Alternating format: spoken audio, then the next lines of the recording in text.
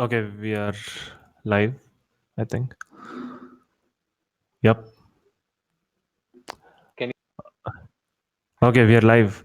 Can you guys see the screen? Can someone just type in the chat section? Okay. Yeah, they can see the screen. So I think it's some problem with my system. Anyway, so hey guys, so the second session, second speaker, we have Karthik Balasubramanian, who is the CBO of Acumen Technologies. So before Acumen, he was also the co-founder of Cripsy, which was one of the first blockchain startups in India, and I call him the blockchain OG because he's been there for a long time now, and he's going to talk about privacy in a post-COVID world, which I feel is very important. And yeah, Karthik, you can take away. Hi, everybody. Good evening to you, and thanks for joining on a Sunday. Welcome to Nama Blockchain. Nama Blockchain is about you and me. It's about how you and me get to use the blockchain and actually benefit in a real world context. So that's the theme with which we set Nama Blockchain up, and I'm thankful to all of you for making it and Shrikar for organizing this. I'm here today at troubled times, and I think there was a great idea by Agarwal that preceded this.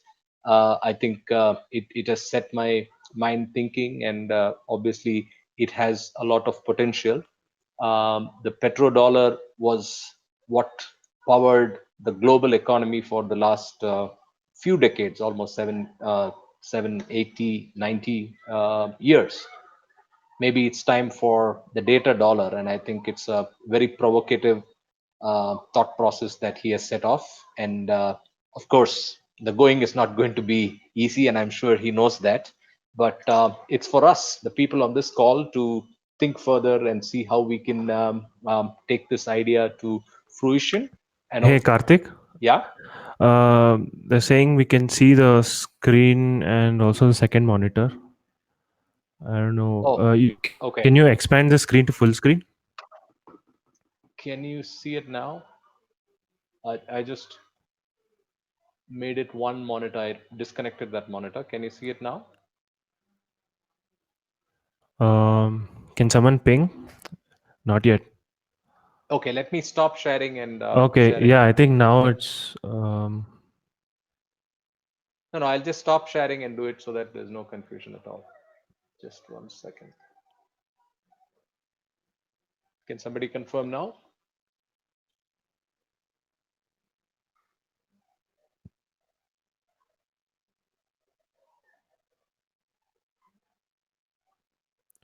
Guys, is the full screen visible now? Okay.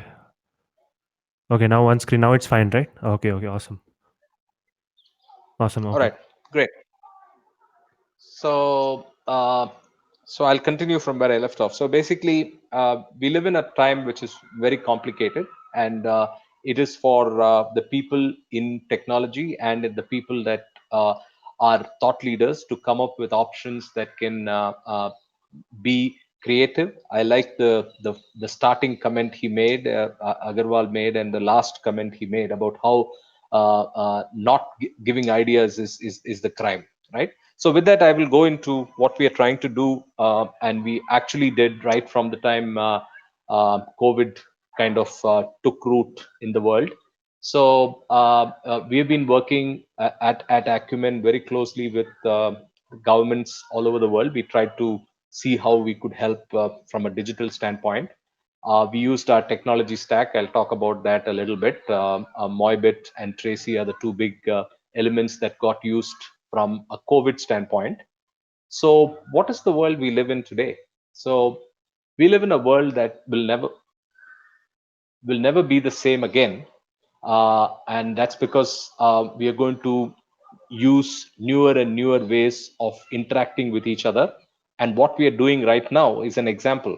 No pizzas, but vibrant interaction. I went around the tables like I would have done in a physical meetup before my discussion, and here we are with the discussion. We had questions. So basically, we've had a digital equivalent emerge. Probably it was around, but then it has got to prime and center right now. And I'm sure Godspeed to Airmeet, an Indian innovation that takes it beyond and grows much more than where they are today. But basically, the point I'm trying to make is we are obviously in a world which things are going to become more and more digital, and then when they become more and more digital in a centralized world, digital means there's a data that's available to somebody who can use this with disproportionate control, and hence can play a negative role overall. So one of the things that we worked on was actually to see how we could help from a healthcare standpoint. And one of the things we did was Tracy. So authorities like to uh, would like yeah. So authorities are obviously trying to monitor. I would say have a look at what's going on three levels of people. That's positive patients, suspects, as well as rest of the citizens. And we created a contact tracing product which is completely built on blockchain. It's called Tracy. So we did the trials and we also offered it to PMO, but then they went down the path of Arogya Setu, and I don't want to go into maybe I'll save a few minutes in the end to talk about Arogya Setu and what we feel are the challenges there. The need of the hour right now, obviously, is there's a lot of fear and uncertainty among people. There's limited resources, and obviously there is a need for enforcement. And at the same time, what people want is a restoration of confidence, right? So they want to get back to thinking normally, and digital can play a big role. Then there's a need for freedom of movement. Today it's severely constrained. Everybody has been home, like all of us on this call. At the same time, we cannot lose sight of the privacy and security of data, right? So we actually created an application which allows you to do all of this in a digital way, where we are able to fight COVID together and help you stay safe and move confidently wherever you're going. So we integrated. We right now are working on integrating Blue Trace, which is the Singapore protocol. We have the ways to manage the quarantine process, which has now emerged as a key thing for governments. Now, even staff from my own company are coming back from states that they went to, which is their home states, Tamil Nadu, Andhra Pradesh. When they come back post lockdown, they are supposed to be on government paid, I mean, self paid, but government enforced quarantine for 14 days. And then another 14 days on home quarantine. So we have a module that manages this entire thing with full respect to privacy, right? So what happens is we use a product which we have created called Moibit, which allows you to store all of the data in a decentralized cloud. More on Moibit down the line, but basically you create a system identity on Moibit using a system called Moi ID. But then what you provide is the fundamental unit of the IDD, which Agarwal talked about. So you start with your mobile. So you come with your mobile number, create an identity, and that identity is zero knowledge proof enabled. So though you use a mobile and OTP to start this interaction, you will never use a password. So you will use zero knowledge proofs to prove to Tracy and to any other application that you are who you are. And then the content that is generated in your wallet is always saved in a very private, secure, decentralized manner in a Moibit wallet. The governments, by enforcing specific legal action, that is either when there is an adverse medical event meaning I become positive, or there is a containment zone defined in a very small geographic territory where they need to unlock and get access to all of those data. So in such cases, we have tools that will help them to get access to that data with, again, user consent, which is unavoidable because we are talking PKI. So user consent will be obtained digitally, and then the data will actually be opened up. So this is what we have right now, and this was a community project. We did very well in getting a lot of people helping us really quickly. So you see a lot of powerful brands there. Thought Over Design helped us create the UX, and then there's quite a few people. Now we are also on Matic as on the main net. We are waiting to go live on the main net as they're still not launched it. So what are we trying to do here as a roadmap for Tracy? So in the same way that Agarwal sees an opportunity for tokenizing data, we see an opportunity for this being the route for actually creating the start for a digital public health infrastructure for India. So India or anywhere in the world, right, where there is a digital decentralized health public policy, which could be enabled and created with a consent first architecture. So what you see on this slide is the near term features that are already available, but I'm talking about the last one, which is what we are working on. Allow you to use the same platform to create a health wallet, which allows you to manage health credentialing. It allows you to show antibody status, whether you are already having an antibody, that is, you've been through a positive cycle, or you've developed antibodies any other way. And of course, as and when a vaccine shows up in a decentralized manner, can I show something on a QR code and be able to prove to the world that I have the vaccine, and hence I am eligible to go and watch the IPL live, right? So I'm sure all of us want to do that. We missed the whole of the IPL, but then I'm sure the next sporting event, the people who are going to put it together are going to worry about the physical participants and worry about how to keep them safe.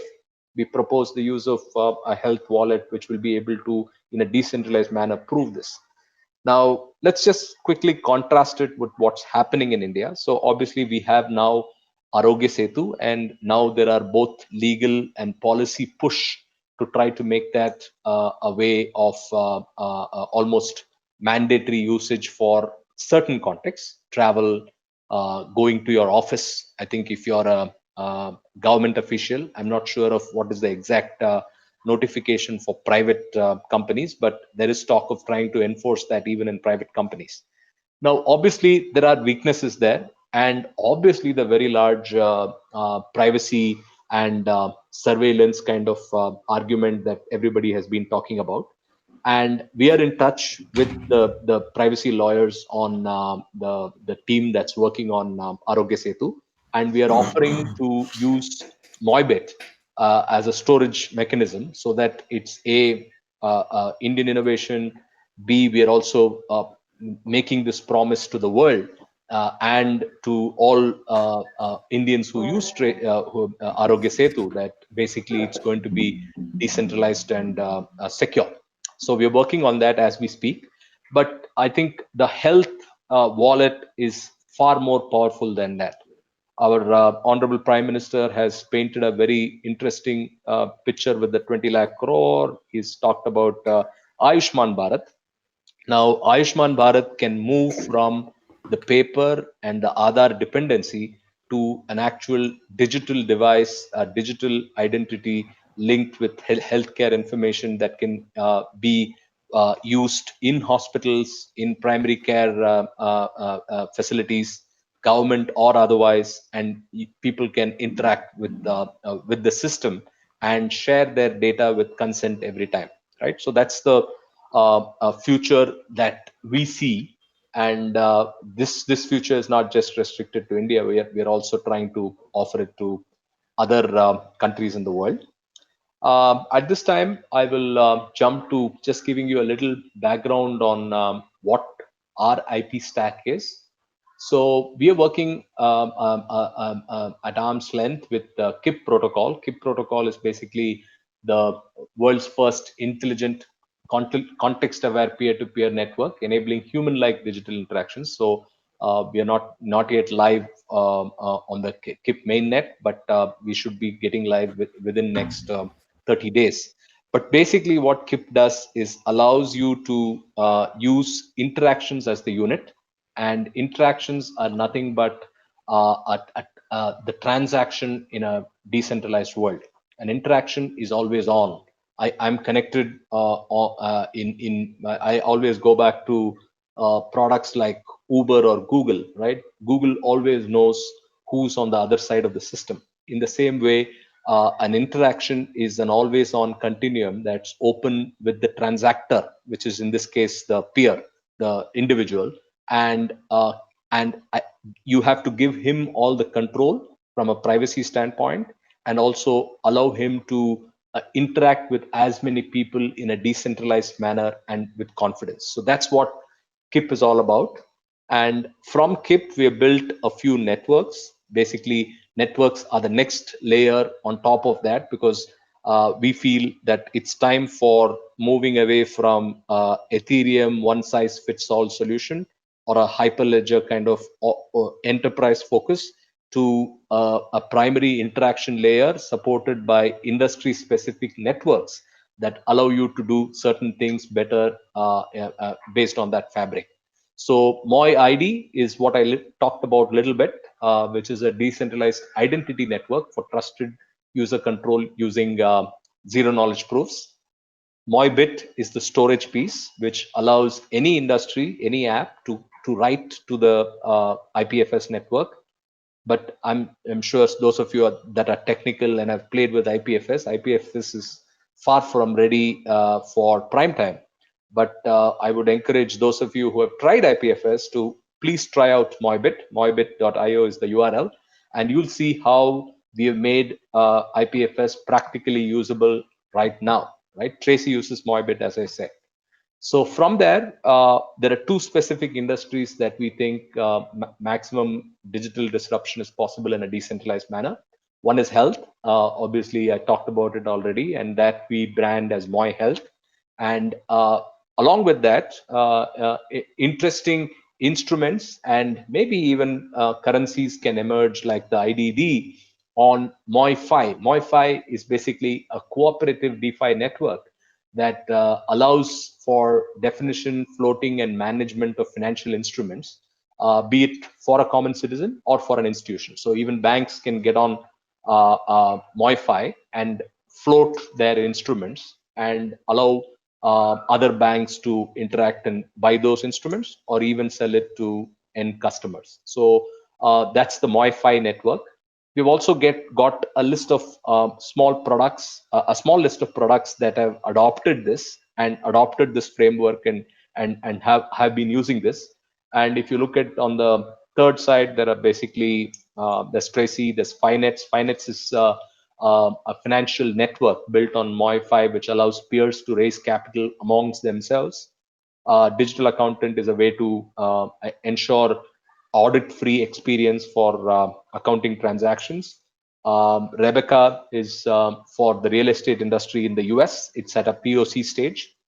And MoiPay is what Agarwal would use to transact IDDs against INR or any token. I just made that up. But then MoiPay is basically a payment mechanism which allows you to exchange cryptos against fiat or other cryptos in a very ubiquitous and ubiquitous transaction system, right? So that's some of our products that we are working on. I'll just probably wind up with yeah, I'll just explain a little bit about Moibit. So basically, Moibit is built on IPFS. If you see the infrastructure layer, so on top of that, we have Moi ID, and on the along with that, there is the metadata manager. So today, if you deal with IPFS, and those of you, as I said, who are technical will relate to what I'm saying. IPFS just is a content addressable network. It allows you to send a piece of data and get back a hash. Fortunately, that's a very new paradigm for management of data, right? Till now, We have always looked at files and objects as the way of starting with or starting or creating a unit of data. Content addressability is the future, and decentralized data storage is also the future. There's no doubt about it. But then that change management is very complicated. You cannot go and say to an app developer that, hey, just keep it on a hash, because I would need to interact and change that hash 4 times. By hash, I mean that particular data set. So that challenge is what we have tried to solve with a layer over IPFS that does the metadata management. And there is the intelligence layer. Acumen is about artificial intelligence and decentralization technologies. So there is proof of interaction and proof of interaction participation. That's the intelligence layer, and a proof of availability. And we can have the DIAP sit on the top. So unfortunately, in this, though I went to 2 tables in my lounge discussions before the event, I don't have a handle on how many people are listening to this and what's the general profile of the audience. So I'd stop here and not make this very, very technical, and instead make uh, go in for a lot longer and elaborate Q&A, right? Shrikar? Yeah, sounds good, Karthik. So I Yeah. had a couple of questions myself. So first one is, when it comes to privacy, right? Like even people who are aware still use, solutions like Chrome, for example, right? Which because of convenience, and a lot of people are still not aware of privacy and like how their data is being taken away, right? And so, what is the solution for that? How does it change going forward? Okay, so I think firstly, I think the people on a call like today need to be a lot more sensitive when they use a digital device. It's not just good enough to have a complicated password and worry about security. You have to be aware of privacy, right? So, what does privacy mean? Privacy just means that the ownership of the information that belongs to me should be provably in my control, and anybody that uses it needs my consent before they can use it and actually make a commercial gain out of it. But that's very difficult to achieve in the era that we live in the world we live in. Google, Apple, browsers, operating systems, all of them have rich amounts of data, and they have the control, right? What what we see, the browser example that you gave me was a good example, is a good starting point for saying how the new world will look like, where privacy would be baked in into interactions. But then it's a moving it's a movement that's barely started, right? So if you look at Brave usage versus the rest of the browsers, you know what I mean. So I think it's a lot of awareness that's required even among the tech community. I'm shocked at the sometimes the levels of ignorance and the absence of original thinking, right? So I'm sure those of you who know me know my resistance to get an Aadhaar, right? I've been holding out. And those of you who know also know that I've got into heated arguments in trying to justify the privacy considerations. And I'm shocked at the level of discourse that I've heard, and the responses. And at the end of the conversation, the shock that I leave behind with the people when I prove that, hey, you've just sold yourself. When you yeah, each time you publish Aadhaar to a person, right? To an entity, right? Each time you disclose Aadhaar, in fact, the moment you get your Aadhaar and then start using it to authenticate every time, you're actually exposing yourself to significant risk. Having said that, privacy is different for different people. I see that a lot more of the youngsters and millennials really don't seem to care, but I see that as a temporary phenomenon. I believe that people realize that when somebody makes more money out of using your data, then that's when you will realize that, hey, that's not fair. And then that's when you think that Maybe I'm okay sharing everything to the world, but hey, I don't want to make somebody richer than myself with something that's essentially mine. So that's my response, Shrikar. Yeah, yeah, makes sense. I mean, Yeah, if we own our data, then I mean, if we don't own our data actually in the current internet, right? It's absolutely. just Yeah, someone else owns it and it's in our name, but we don't actually own it. But correct. hopefully, we'll have the infrastructure where we actually own it, and people have to consent from us, right, to take the data. Each time. Yeah. Yeah.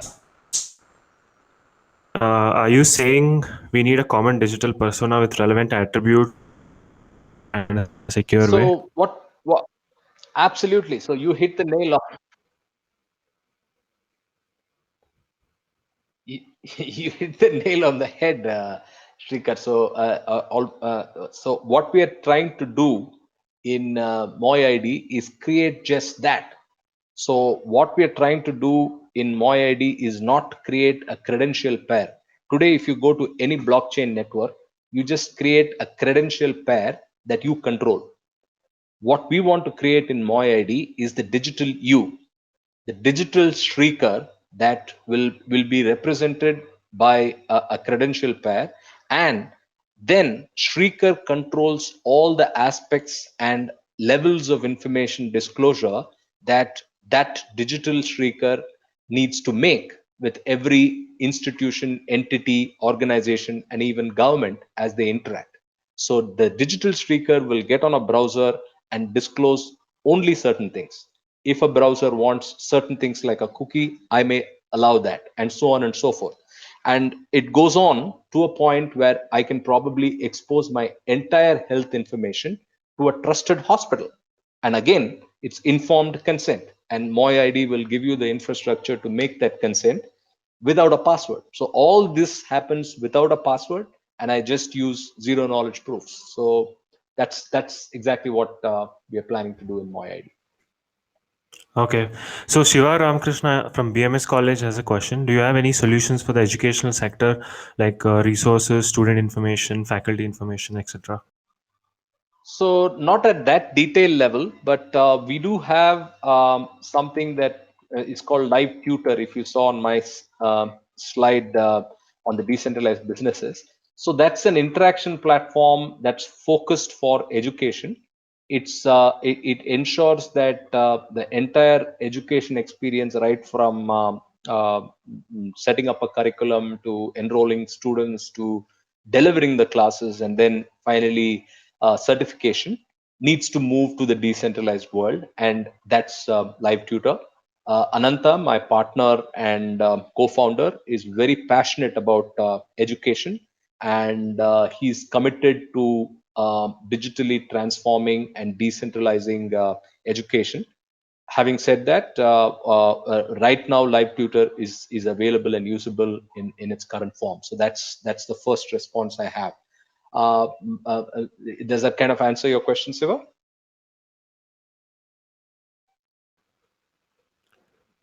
Yeah, I guess I'll just ping him and ask. But we have another question from Sunil. Okay. What is the business model for Tracy or other apps? Okay, so what I did not cover completely was that. So Tracy started off and continues to be at the Tracy level a community project, but we are interested in trying to move also to see how using MoiID and MoiBit and the larger Tracy narrative, we could create compelling solutions for others in varied industries. Now I'll go back to Satya, whom I met in the lounge before the conversation, and he was interested in supply chain. So today, if I'm a supply chain player, I'm. Let me take a very easy example. All of us relate to. Let's say I'm a food delivery aggregator, right? So I deliver food based on customer orders from a restaurant. Now, all of them have created updates to their app, not just updates to their app, but they've also created updates to their processes to say that they are now more geared to a post COVID world. They do contactless delivery and so on and so forth. But then all of that is coming from those aggregators. So they control that information. There's no way as a peer, that is, as a user or end customer of Udupi Park restaurant near my house, how am I sure that the aggregator is doing all that he claims in the marketing?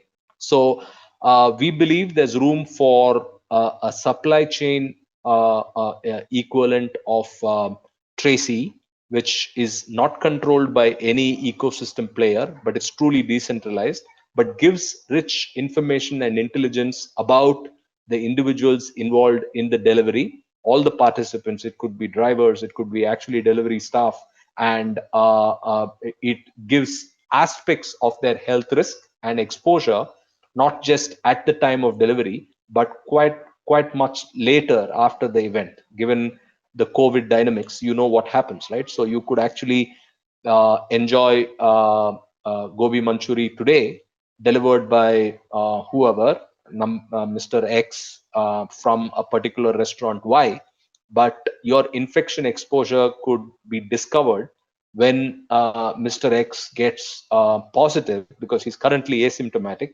and he gets positive maybe 7 days from now. At that time, there should be infrastructure, let me call it that way, a digital infrastructure to A, detect, B, communicate, and still do all of this in a privacy preserving manner. So they should be able to connect back.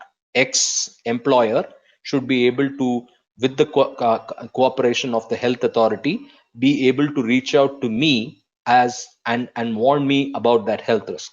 They need not know me, but they need to be able to deliver the message that I am at risk and I better watch out for the next 14 days, right? And they could actually give me the specifics of that interaction, right? So that's exactly what we've done for Tracy on the business side for supply chain. So just to give you an indication of what are the possibilities. Okay, Yeah. so we have a question from Akshay. Sorry, Abhay. Brave is one browser which keeps your data secure, and also with MoiFi, what are you doing? What we are doing is creating a masked identity of a person with the information just required. Okay, so are you creating some kind of a masked identity solution of a person using MoiFi? I think that's the question. Yeah, a masked identity could be a good way of putting it, but I would like to say that it's more than that, right? So it's not pseudonymous like Bitcoin. Bitcoin's weakness and strength is the pseudonymous identity, right? The fact that you can't link the private key to an individual is the strength. But in the real world, that also has turned out to be the Achilles heel, because that's the one KYC sledgehammer with which every regulator has beaten up Bitcoin over and over again. So, in that sense, what we are trying to say is we live in a real world, and KIP believes that KIP and MoiID and all the products that you see on this slide are going to live in the real world and not just say, hey, we are crypto, we'll wait for the world to change. We are not like that. So, we'd like practical usage for all the things that you see here. So, MoiFi will not use pseudonymous identity, but will use user controlled identity, whereby in an interaction context, I may actually expose my full KYC as per current laws required by RBI. But in the first interaction, I will be completely secure, and I will probably just share my public key, right? So it's a series of interactions and series of use cases that determine the levels of information that the participants in the ecosystem will get get access to. So I'll give you a very simple example. Now, when you walk on the street and probably walk into a pub, you might see a lot of the people on the way. Let's not go to a pub. It's a bad idea. Today is Sunday and I don't want to remind people about beer again. Let's say tomorrow morning you walk up to your bank. On the way to the bank, you see your neighbor, you say hello. You see a stranger, you just smile at him, and then you walk into the bank, and then you talk to the bank manager, who's a newly changed bank manager. So he asks for some identification. You probably pull out your business card to introduce yourself, and then go on to give him whatever he wants from a KYC standpoint. So now a human like interaction example is what I've given you. The first interaction was a neighbor where you already shared some amounts of information. All this offline, right? All three cases I'm talking about offline. The first case, in the case of the neighbor, he knows who you are, he knows where you live. I know where he is and where he lives. I know his name. Now, obviously, I didn't give anything away in that interaction because I just smiled at him and said hello and went away. Now, the second guy was a stranger, but because I am a nice guy and he was a nice guy and he was having a nice morning walk, he looked at me and smiled. Now, in the digital world, there is no way I can do that smile without giving everything away. I'll have to go and like a page. Now, if anybody on this platform likes something, multiple participants already know. Airmeet for sure knows that you like me. Shrikar probably knows that you like me. And maybe I'll have to figure it out. I have not still got conversant with Airmeet. I will also know who said that. Now, it does not, the real world does not operate like that. The real world operates in levels of disclosure and identity. And that's exactly what we'd like to do in MoiID, MoiID, and hence MoiFi. So it is a kind of masked, multi-masked identity where you can take off one mask at a time and finally, show your true identity if the law or your use case demands it. Right. So the control and the level of disclosure is completely left to the individual. That's how I put it. Okay, yeah, that was a great explanation. Yeah, yeah. So I think, yeah, that's it. We have no more questions. So yeah, thanks, Karthik. That was a great session. Really enjoyed it. Do you have anything to add? Did we miss anything? No, so those of you on the tech side, reach out to me. We are always interested in promoting our technologies for adoption. So that's my email and Telegram handle. And I don't know if Ananta is on the call, but he's somebody who would give you great help and mentorship as well on your business idea. We are always looking for good ideas to support. As I said at the beginning of this call, blockchain is yours and mine. It's number blockchain. So let's, with that theme and with that tone, I'd like to end the call. Thank you for getting on this Sunday, and stay safe, stay home. Okay, awesome. So we'll be back with the next session with Tanvi in about 5 minutes. So see you guys.